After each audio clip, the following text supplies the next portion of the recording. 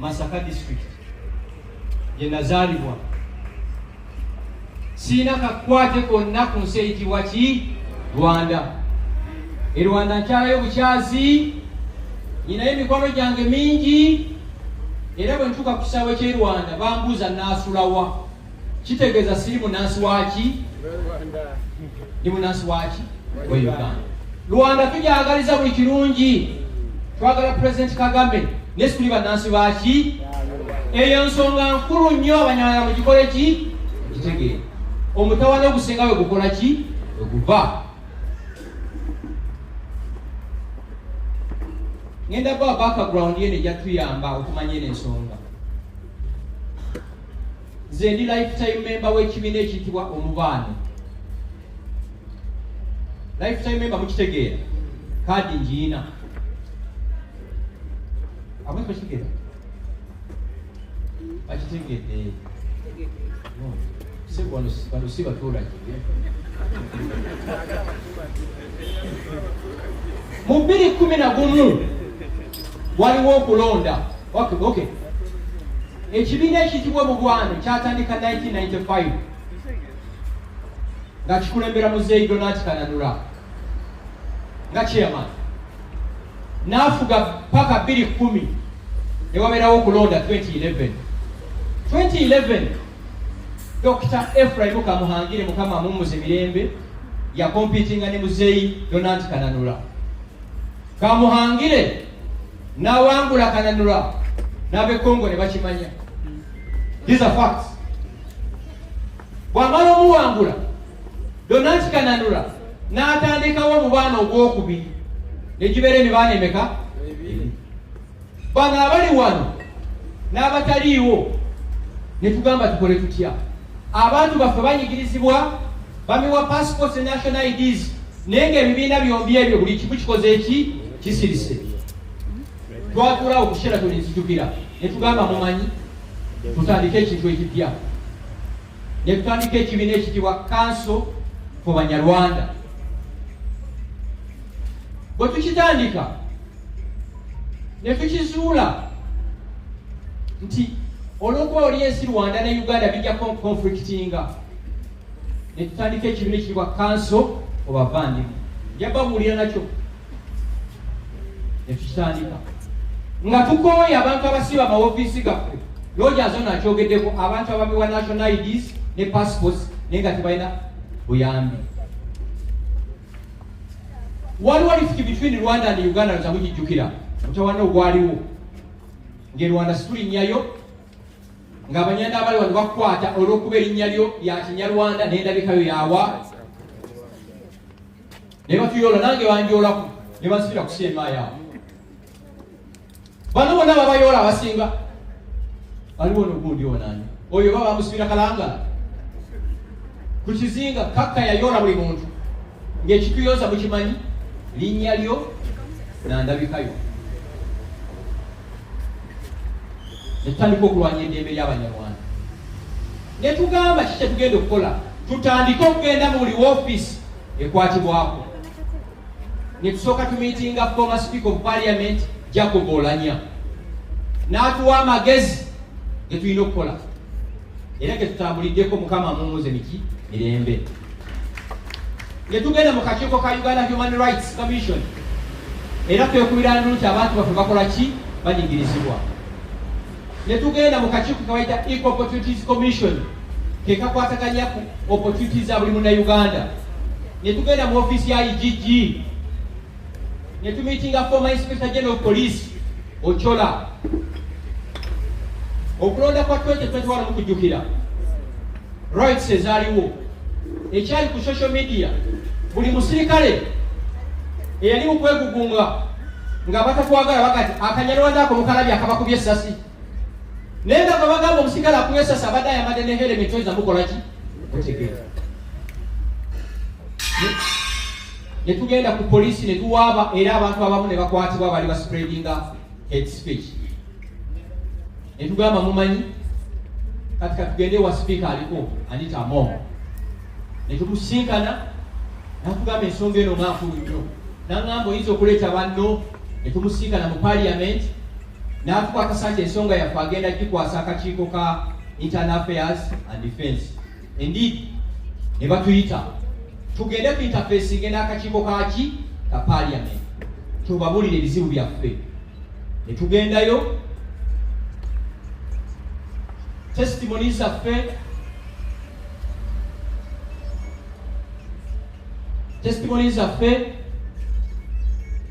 ne bazikapchalinga ne batugamba nti naye bajja kuyita n'abakulu ba Internal Affairs ne Immigration ne babayita ne tugamba naye mumanyi ne Saabalwanyi n'ensonga eno kati tukole ki tumuyingizeemu ne tumunoonya munoonya yekiyeekera mugimanyi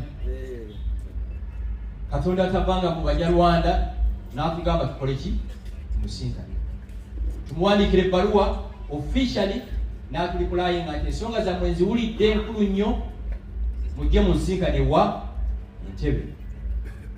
Olwo nasooka genda bw'omu kubanga ebbaluwa yali addressed to me ne mulaba yampa essaawa emu n'ekitundu 1-on-1 ne mugamba tukubye enduulu buli wamu katwala bagenda mu kooti nga kyekitwaza mu kooti mulire eno ensonga nayo nkulu nnyo.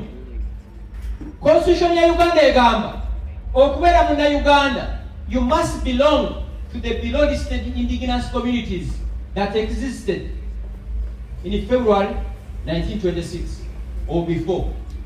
Ge mawanga ge bakola ki ge bagamba mulimu Abaganda, Abacholi, Abalanga, Abalugwala n'Abanyanda tuli namba ki 24. Naye abatujju bano aba migration entalaha mwezaawo wansi awo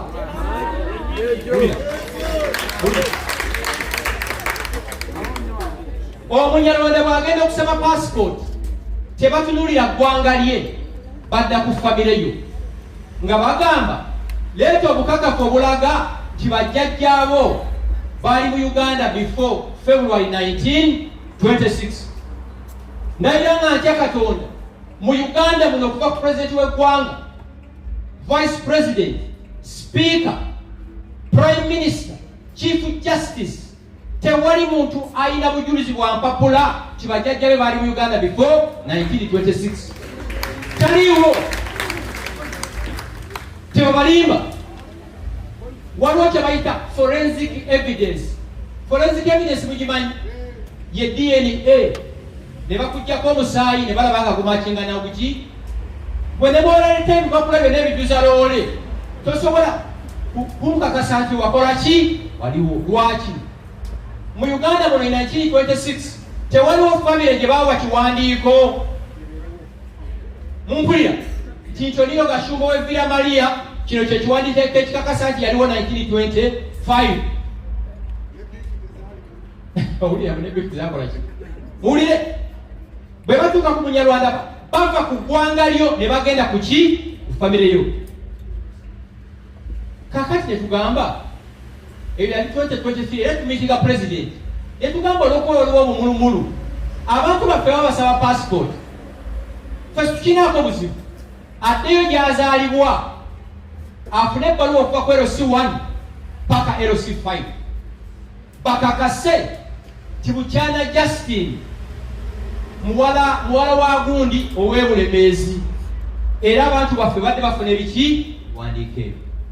President mugamba tuteekewo ne right endala ti bw'amala okuleeta bino ebiwandiiko ne ekitongole kya ISO kiverifyinga nti ebiwandiiko bino bituufu kubanga n'ababiyiya bwe bamanyi ku NASA bakola ki.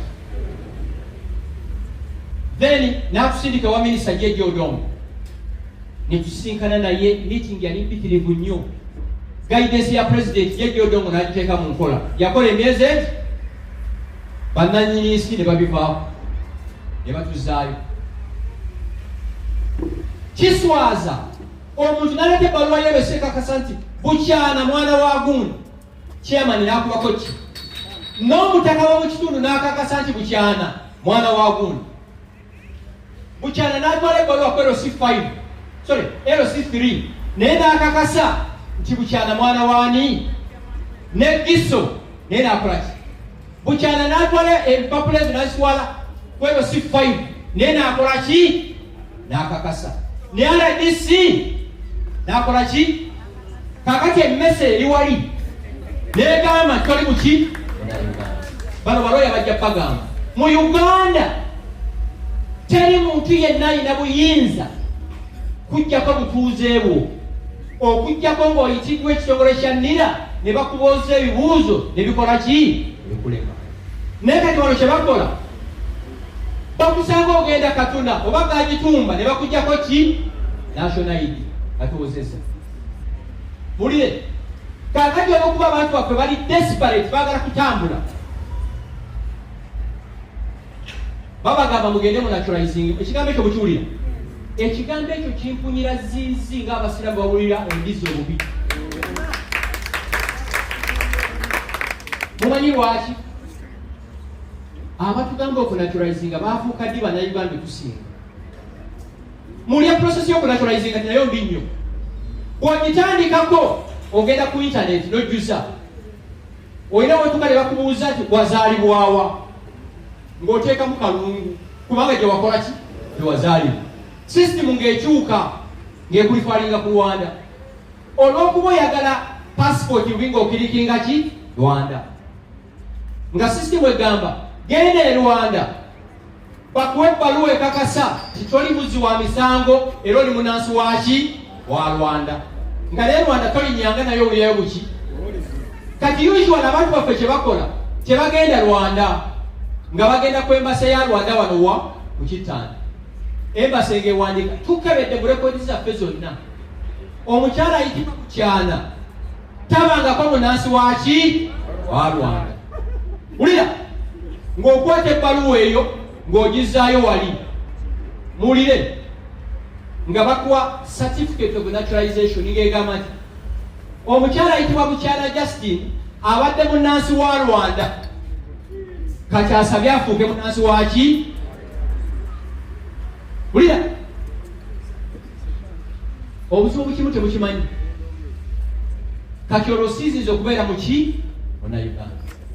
Amateeka ga Uganda gagamba nti waliwo emisango gy'ozza ng'olumala okusaavinga sentence omulamuzi alina obuyinza okugamba bakudipotinge bakole ki. Naye bwe badipotinga okuza egagitumba ebutale ekibeho tomanyi nayo ffe mu kanso ffe abavandimwe kive sikwekalaginga muntu yenna kukola ki kunaturalizinga kubanga tugamba tuli bannayuganda 10 ku 10. Ekibuuzo kino kibuuza nnyo mu Abanyarwanda abavandimwe abali wano mukibuuze nayo gye mulaga. Mumbuulire eby'okulonda mu Uganda kwe bali baganya Munyarwanda okulonda yeguli. Lwaki mu kulonda tubeera bannayuganda ate okulonda bwe kuggwa ne tusizinga okubeera baki mwerwangeko teri kirala. Owulira empisa gye bayisa ab'omusoga omuganda omukyoli omulango naffe kyetwagala batukole ki batuyise. Banyarwanda don't need special favors from government or privileges. No, bo bagala a level ground bepakasize ngenda kwangua bintu bibina kati mulinde ekya passport kati waliwo ekipya abamu temukimanyi bameka balina national ID zamu. Good. Oyinza okuba nga kinational ID kyo nga lubaale mubbe otya balina ekipya kye batandise kati kasita bakulaba nti gwe Kayitale Robert tebatawaana nakuyita bagenda bugenze ku system ne bakola ki okitegeera otya ng'oba simu yo bagipya ogenda kula simu kadi ki mpya ogenze mu Airtel oba MTN be bakugamba nti national ID eriko obuzibu. Bw'ogenda mu NIRA nga bagamba toli muki bano baloya bagenda bbi bagamba teri muntu alina buyinza kikola ekyo balina okuyita no why the other side of your story. The group si gundi biri eyokuboda gye bagambye waliyo baganda baffe abali stranded ku mawanga nga passport zaggwako ne bagano zikola ki ozirinyuwinga. Zeze ensonga zitwatuusa mu maaso ga president. Meeting eyasooka yali ssaawa emu n'ekitundu n'agamba Gashumba ensonga eno bwe gisigitegeeranga nga bwekola ki nga bweri nakino mukimanye baatutadde namu gurupu ebibuuzo byabuuza omunyarwanda w'entunga mu byanjawulo ne bwe babuuza omunyarwanda mu Buganda. Lwaki omunyarwanda w'entunga mu bamubuuza ozaalibwawo nti wano wasomerawo nti wano bw'ogamba nti for example ozaalibwa Muyenga nga bakubuuza byalo ki ebiriraanye Muyenga bw'obimenya nga bagamba jangu ku lwokuna ofune ki passport. So obukyayi obusinga buli wano muki mu Central mu Busoga ne East. Kino kibagamba kubanga nze nkikola ki kimanyi. Kamba we example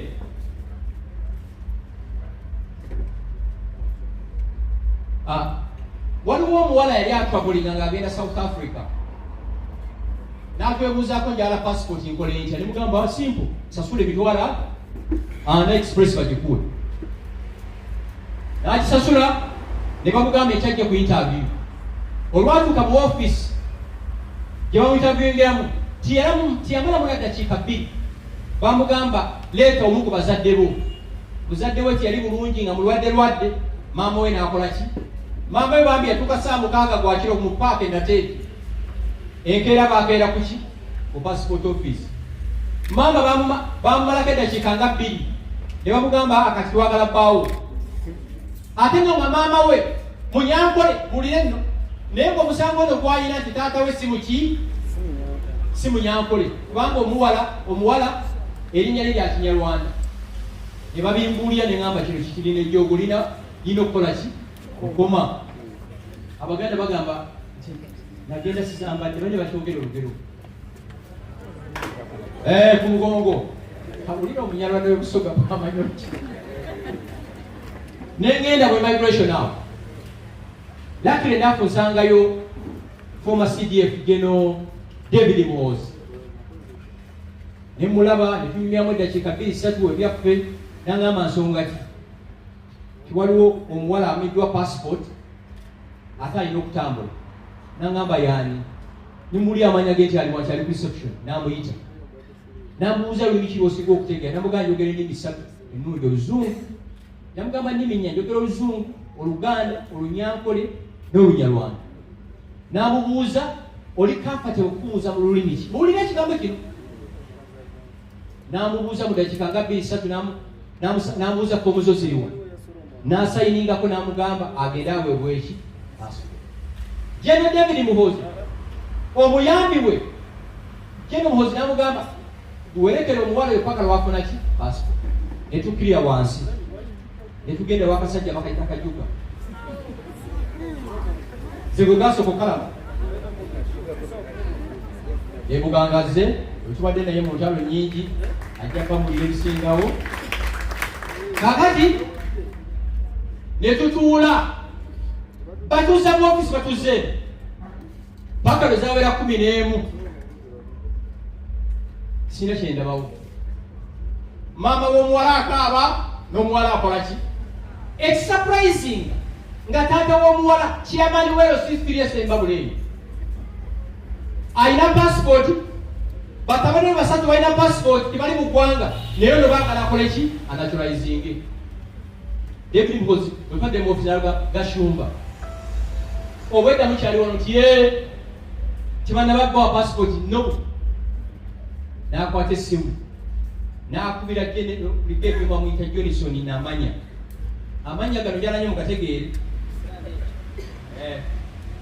netuddayo wanamanya jukira gye tuvudde n'awandiikako tibamuwe passport netuvaayo okumanya Muhoozi oyo naye mumukubire engalo David Muhoozi oyo moyo tebalimazira eggwanga lyafanga bwe liri. Bantu bangi mu ggwanga muno abali decent abaagala okukola emirimu ng'amateeka bwe gakola ki ne mulimu n'emiyaayu mukakibagamba. David n'addamu n'instructinga ADC we ali ku lanka ya major afollowing up paka passport eyo lwekola ki lwefuluma. Twali tuli awo omuwala n'atuga passport bamugambye agende aginonebwa ekyambo agijjayo. Mu mateeka ga Uganda passport validation yayo emala myaka emeka? Bamuwaye ya myaka 5. Ejjogo muri ulya sebo omuntu atugamba tulina right tujja n'okuwa emyezi 3 zino testimonies n'enzibulya president that day n'agamba omanyi ne mulaba ng'ali ku masimu agakuba n'agamba mukome wano n'agamba ayagala okusinkana executive eno ba victims ne mugamba ba victims sebo olina okumpa baasi zonna eziri mu Uganda upale wabayitirivu n'agamba aleetayo abatono n'agamba agenda kuleeta office ya Attorney General ye department ya government ewa government oba president guidance ku mateeka si bwe kiri nange ne musaba omanyi bino byogambye mu balooya mugenda kubeeramu oluzungu besitegeera naffe tukkirize tuleete abaki balooya bafu ne mbategeeza ba Haruna ali wana mujja mulaba leeta etuddayo zali saa 9 saabalwanyize sijja bahimba oba ntya mukisimanyi tampangako appointment nga yasaawa 3 n'atandika ku 6 never ku 9 gwennyini n'eddakiika 10 meeting yali etanzi ba victims nga webali balooya webali emmere bagituwa ekabiya tekaliyo ekawayi tekakola ki emmere twagirya nefe twali twagala biri ebyokulwanyisa baatu obutundu bambi president nsaba mukubirewo Yoweri Museveni engalo zino president w'eggwanga Saabalwanyi nannyini buyinza yekabere flag ebbiri ku motoka n'atuwa essaawa 4:30 State House yennyini n'akyatula nti bino birimu malisi kitegeeza ati efitina mulire kale fitina neyebuuza nti kyekijja omuntu esembabula ajja e Kampala bamuinterviewing kubanga waliwo cases ezimu ng'omukadde omu mulwadde nnyo ne bamuleetera mu ambulance awo n'atugamba agenda kuyisa ekirago kye bayita executive order. Executive order etegeeza ki?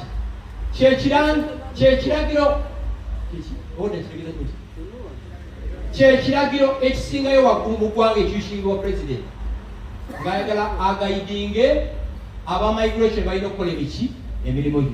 Ye ng'agamba Gashumba Omunyarwanda we Villa Maria, mu Villa Maria omwo mulina okubanga mulimu omutaka ategeera famire eyo. Gashumba bwe basaba passport, omutaka oyo akakase ti Gashumba muki we Villa Maria. Ekyokubiri n'agamba mu ministry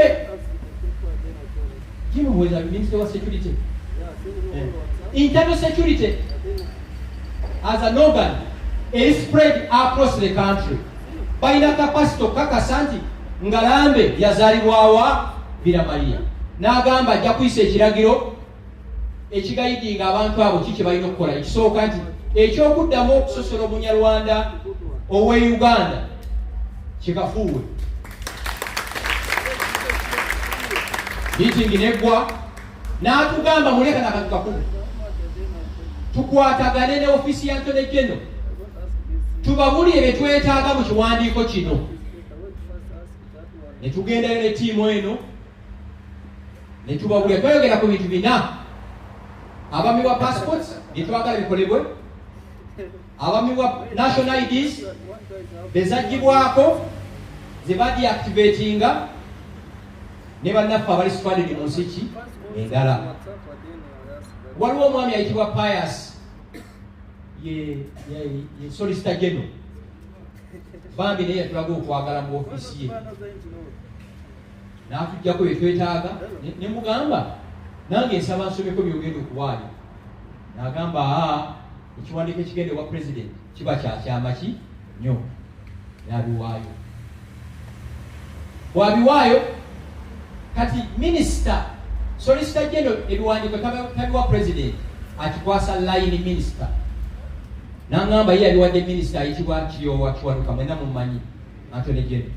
kiriwa ne mukubira essimu n'angamba muganda wange ebintu byammwe byonna nabiweereza ewa mukama wange ne mugamba we mukama aguumizibwe kati kansooke mbazzeeko katonda te ku parliament nawe wakubi kati tuba twakava mu State House ate speaker Anita Among right honorable atutegeeza nti ensonga zitwatwala mu kakiiko ka parliament ne response y'abakulu okuva Ministry of Internal Affairs bagenda zitebolinga kuki ku floor ya parliament ne ngamba banange mumanyi bagamba ekigambo kyekyo mu Uganda zambalya ku mugongo ne tuddayo mu parliament. Surprisingly, submission zaffe zonna testimonies ba lawyers baateekayo mu parliament akulira akakiiko ka Internal Affairs and Defense teri n'emu gyateeka mu report ne tugamba fine tewasitaddemu n'ensonga yaffe etuuse ku floor ya parliament. Nze singa omuuzizza bintu ki bibiri bye tukoze last year as council of abavandimwe ensonga yaffe yatuuka ku floor ya parliament ensonga yaffe tekyali yammwe yagwanga ki yonna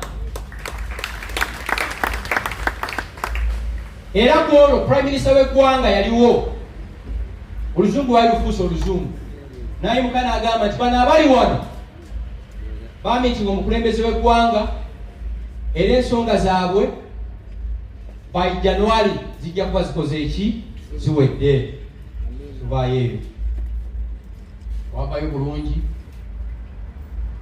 ekyo nekiggwa kaakati ennaku ezo gano mawulire malungi nnyo ate nabo gegasinga mu byonna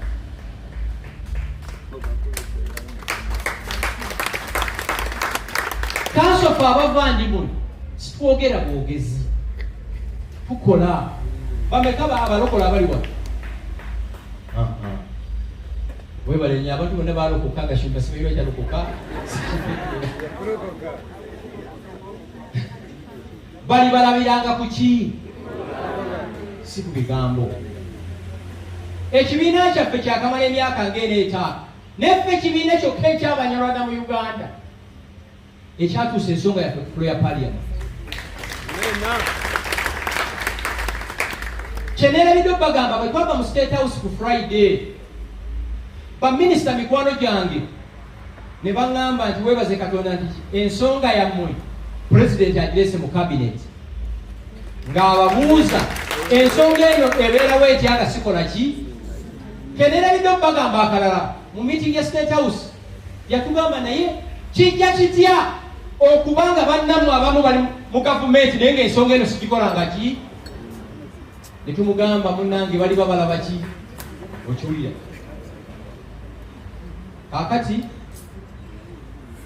ensonga netuuka mu kabinet wiiki ewedde nenfuna essimu okuva pulezidenti w'eggwanga omanyi essimu ya pulezidenti webeevuga simu egigumira mumanyi musisi lwabasooka kupreparinga basooka kugamba nti omukulembeze ayagala kukola ki tebakomandinga kuba nange nyiza ogambe kikwata koliraga gano gembawulire submissions etwawa solicitor general n'amala naziwa Attorney General zonna zamutuukako n'atugamba nti naye abakozi ba gavumenti abamanyi n'agamba ngenda kuzizza mukakase gye mwateeka mu byebyo saagala nsayininga ekiwandiiko mukomplaininga enkya ti mulimu ekikola ki and I'm happy to report ti wiiki eno tusinkanye abanene mu gavumenti their delegates okumaliriza ki ensonga eno ne tukakasa nti etwabagamba byebakola ki byebamuwa era essaawa yonna akantu katikito kwakaita bakyekani kigozi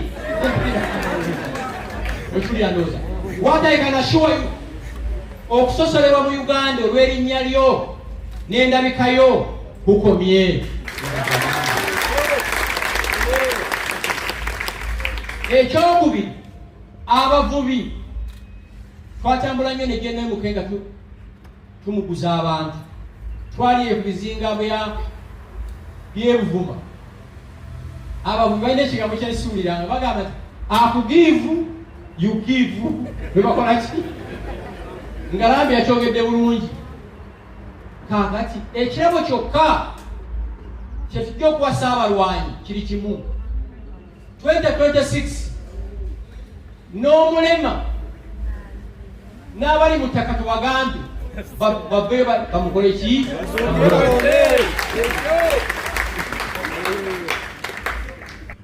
82% ku bantu abasaba passport ne bazigamma.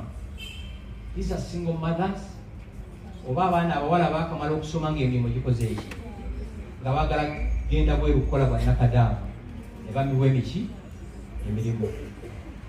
Tebanoonya passport zino tibagenda Cape Town, bagenda South Africa, bagenda Dubai kukyakala, bagenda kukola ki? Bakasa. Ate ekirala bwe bapakasa baweereza omuki? Omusolo. Ensonga eyo nkulu nnyo.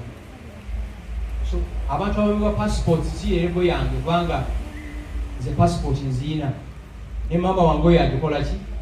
Agina. Mu lifuti ya Rwanda ne Uganda mugijjukira? Tulina relatives abali e Rwanda nga bwe temulina relatives abali e Germany, abali e UK, abali e US.